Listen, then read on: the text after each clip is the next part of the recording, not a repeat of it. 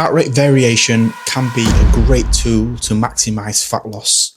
If you're currently in a fat loss phase, body recomposition phase, or looking to lose a large amount of weight, this episode will benefit you in terms of helping you with your journey. Welcome back to my channel. If you're new to my channel, please subscribe so I can keep bringing you great content. I'm going to break down the training zones that will maximize your chances of losing fat, particularly looking at various heart rate zones from resting heart rate to fat burning heart rate and maximal heart rate. So let's get into the first heart rate variation zone. Well, we know that from the resting position, resting heart rate. So when we get up in the morning, we know that the body is burning a slow amount of calories and energy. So therefore, the heart rate variation zone that a person will most likely be in the majority of the time throughout the day is a low resting heart rate zone of around maybe 60 to 70 BPM, of maximum of about 90 BPM. The majority of time will be within this zone.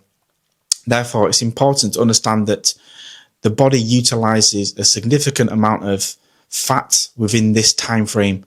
Even though the calories that the person may be burning off within this zone are on the lower side. So if a person is moving for around 10 hours a day, even if they're just walking in and around their house, going backwards and forwards to the kitchen, in and out of their front and back garden, the next heart rate variation zone is around 130 BPM to about 150. This is known as the fat burning zone.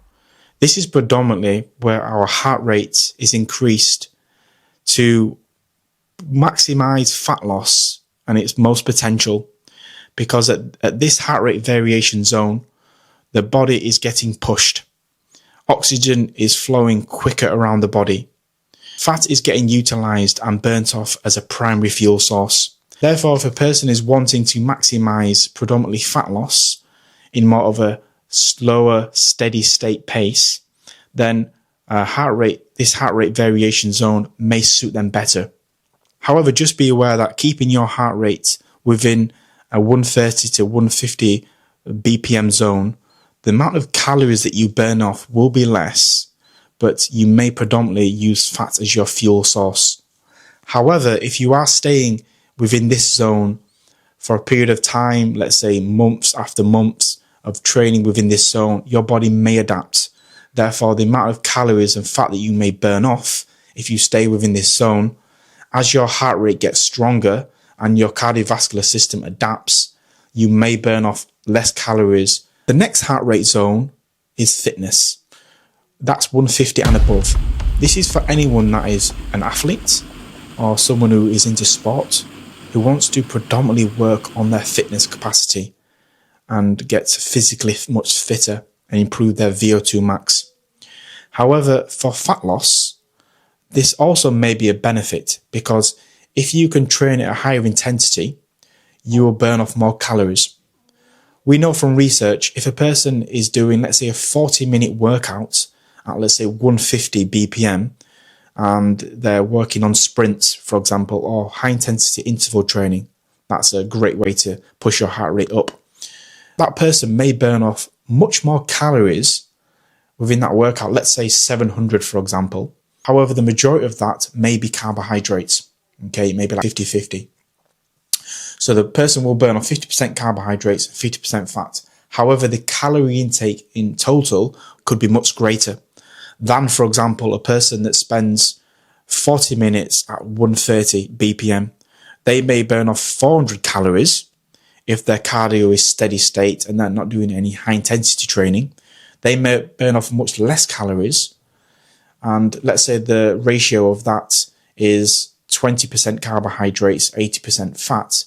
However, if a person is wanting to burn off more calories throughout the day to be in a calorie deficit, then you may argue that doing some interval training throughout the week, maybe one session, to maximize as much calorie loss as you physically can, versus just doing, let's say, 2 or 3 sessions of a steady state intensity training at 130 BPM.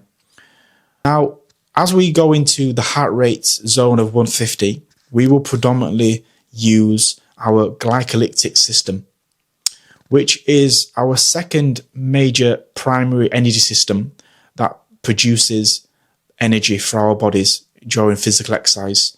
However, the energy system predominantly uses carbohydrates. Therefore, it will use glucose as its main primary energy system. Then it will use glycogen as it breaks down glucose from the muscles as a fuel source if it needs to. Therefore, that person will need to ensure that they're eating enough carbohydrates and they're doing that in and around their workouts to fuel their intensity. If a person is not eating enough carbohydrates, they may struggle to be able to train the intensity that they are looking for, particularly if they want to train at a higher intensity, particularly doing HIIT training to maximize calorie expenditure and overall fat loss. Because even though you're training at a lower intensity in your fat burning zone, remember that the amount of calories that you're burning off is less. Therefore, we know that calorie intake over the course of the day is always king. If a person is in a calorie deficit and they're burning off more calories, depending if that's from carbohydrates or fat, they will most likely lose fat. It's important to train at different variations, not just at one variation. The other major benefits of training for a higher intensity is you're able to get much fitter and stronger in terms of your endurance. Therefore, what you'll find is training at a higher intensity, even if it's for one session per week, and having that as a stimulus, when you do your cardio at, let's say, 130 or 140 BPM, you will find it much easier versus before, as you buffer lactic acid out of your muscles at a much quicker rate. Therefore, it's important to train your heart rate through different variations for fat loss. So just to sum up, we have 3 different heart rate variation zones. We have a resting heart rate zone, which is very low intensity exercise or movement, steps, just pottering around your house. Neat non-exercise activity thermogenesis would trigger your heart rate slowly and slightly.